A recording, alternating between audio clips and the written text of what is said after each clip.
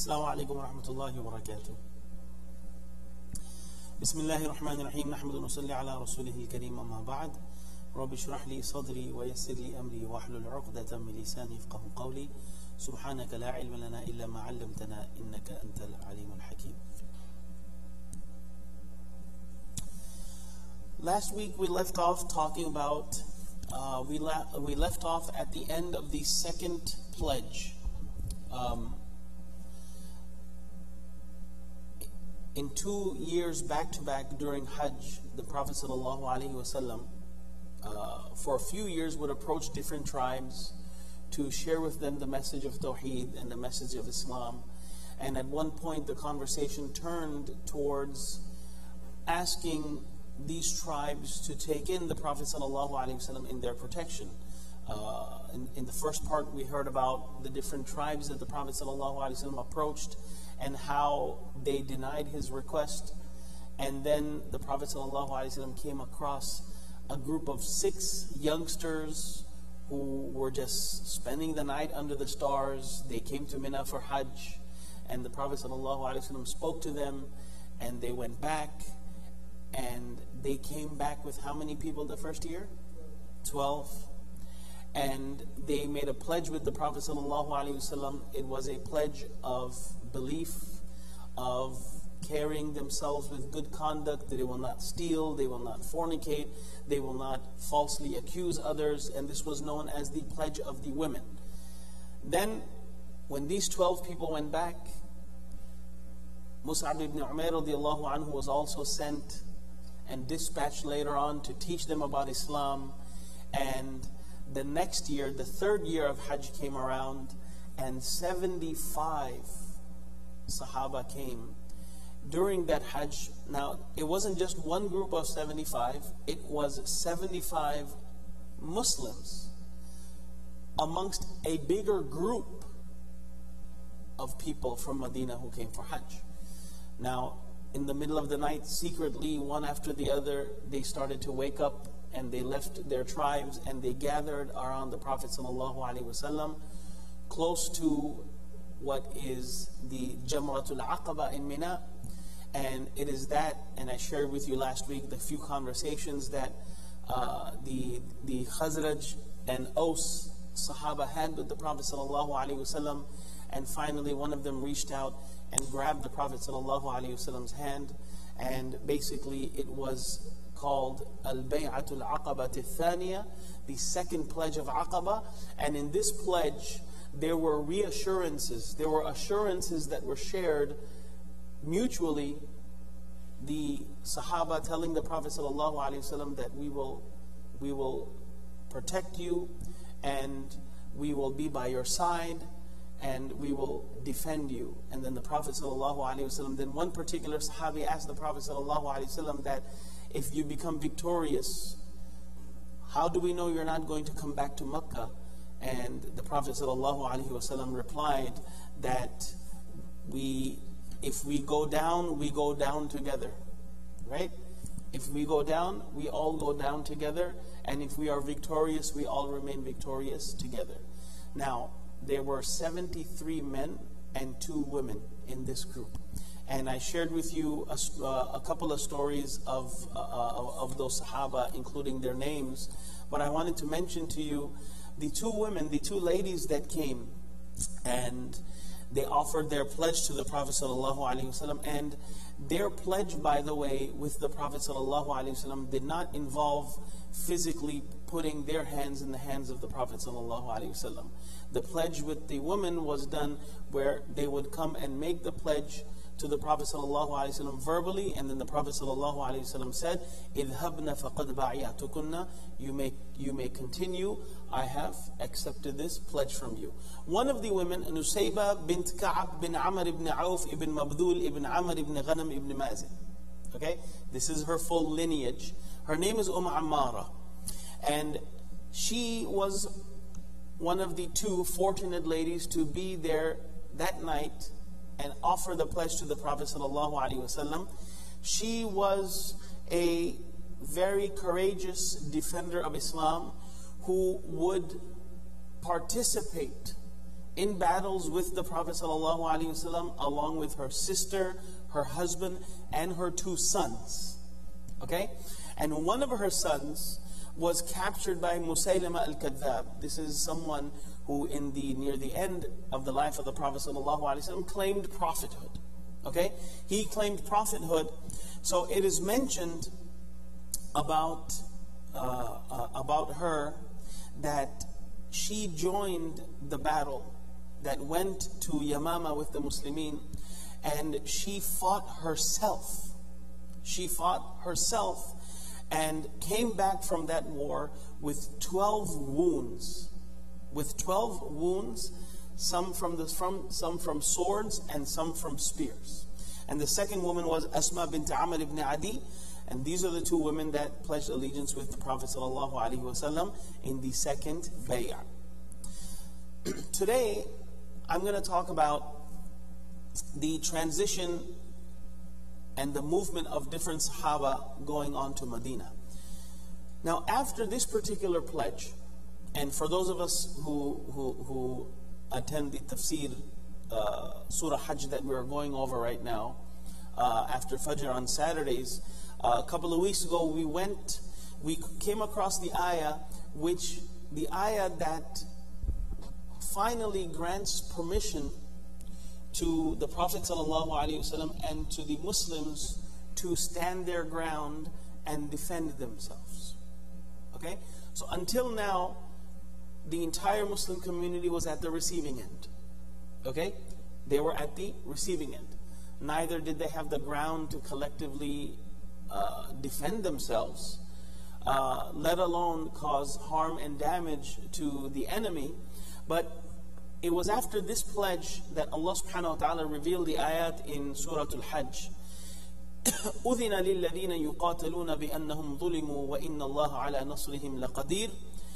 Permission has been granted to those who have been fought against.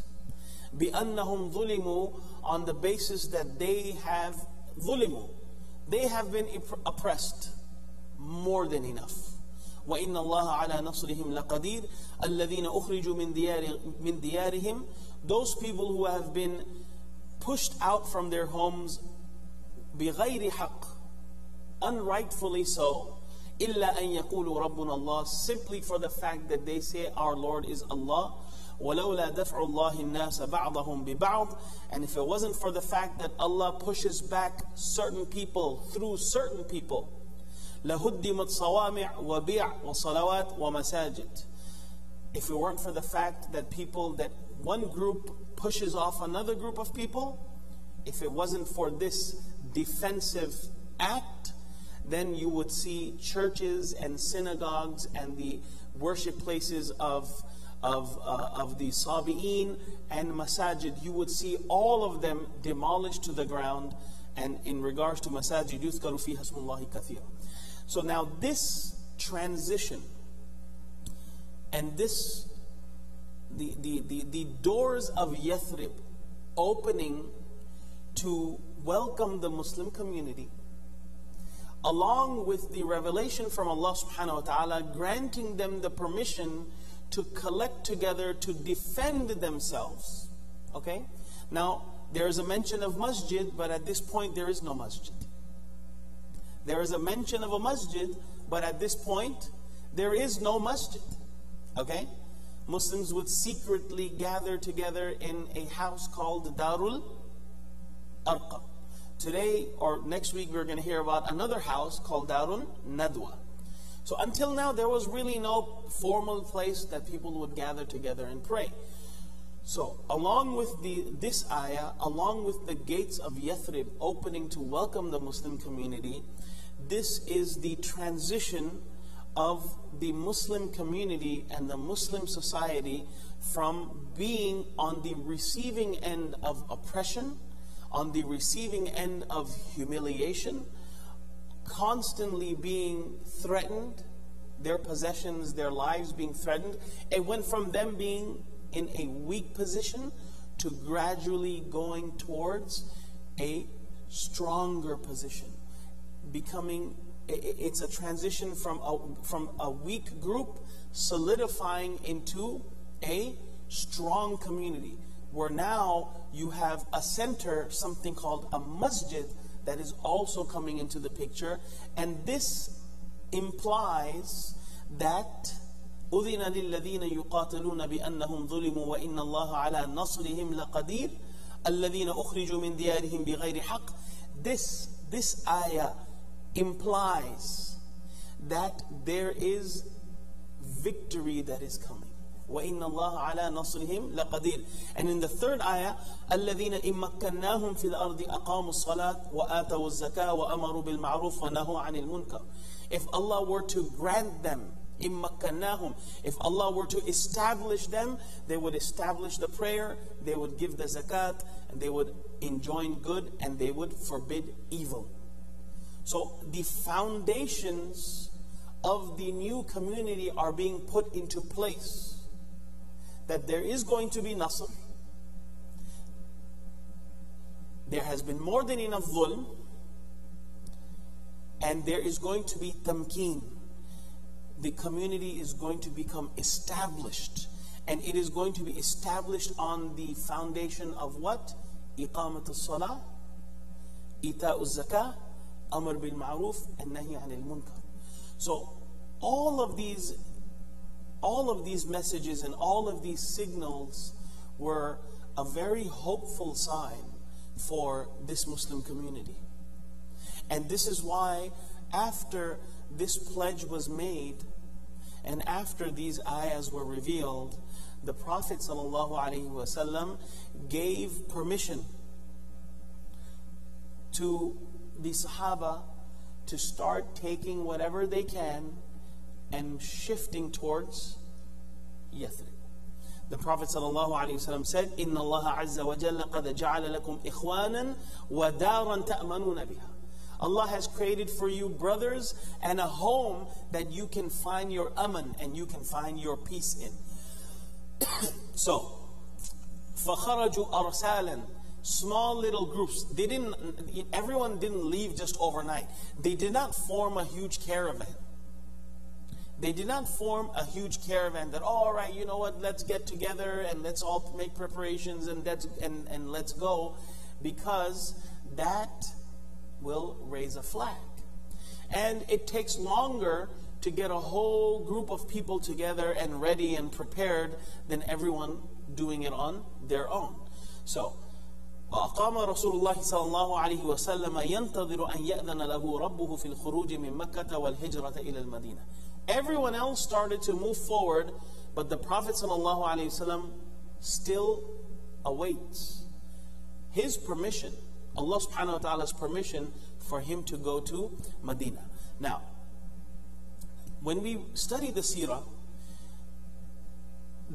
tells us that the first family, rather the first person to take the stand and make the move to Medina is a Sahabi by the name of Abu Salama radiallahu anhu. Now, Abu Salama radiallahu anhu, along with Salama radiallahu anhu, they actually went to Habasha as well.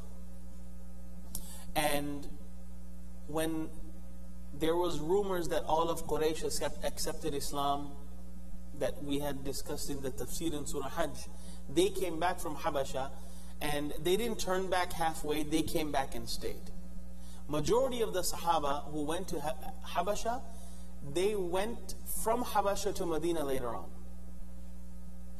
Abu Salama and Salama radiallahu anhuma, they went to Habasha and they also came back to Makkah, and then from Makkah they went to Medina. So they had the fortune of being the family who did both of the migrations. Now, Salama eventually later on in Sirah becomes one of the mothers of the believers, radiallahu anha, al-Mu'mineen. When the time came for this family, Abu Salama, Salama, and what's their son's name? Salama, right? Father of Salama, mother of Salama, and the son's name is Salama. It's a male name like Hamza or Talha, Salama. Okay? Now,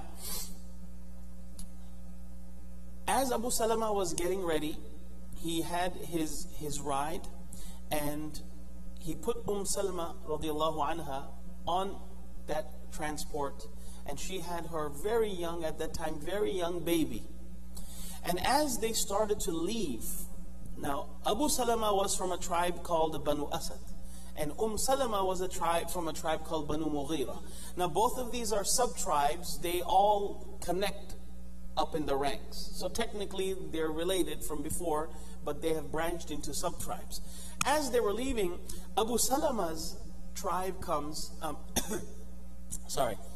Salama's tribe comes and says, "Hey, Abu Salama, yeah, we're not going to stop you, but you're not taking our daughter with you." So they snatched Salama away from Abu Salama and said, "You can leave. We don't care about you. You go. But you're not taking a woman from our tribe." Okay? When the tribe of Abu Salama found out, they went to the tribe of Salama and they started to take the kid away. And they said that, okay, if you're not letting the father take the kid, we're not going to let the mother have the kid. The kid belongs to our tribe. So in other words, both tribes didn't really care about Abu Salama. The wife's tribe said, "You can leave." The Abu Salama's tribe said, "Well, we're not leaving the son with the maternal side." So they started to snatch Salama from his mom to the point where his arm dislocated. So at that instance, Salama said, "You know what? Take the baby." And they took the baby and they hid the baby away from her.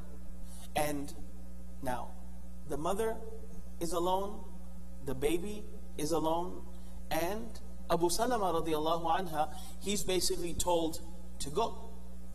Now Salama radiallahu anha says, "انطلق زوجي أبو سلمة إلى المدينة." قالت ففرق بيني وبين زوجي وبين ابني. They split all of us apart. فكنت أخرج كل غداة فأجلس بالأبطح فما أزال أبكي حتى أمسي. I would go every single morning to the outskirts of Mecca, and I would just sit there and cry all day till the evening, because she doesn't have her husband, and now she doesn't have her son. Sanatan aw qariban min, every day for almost a year.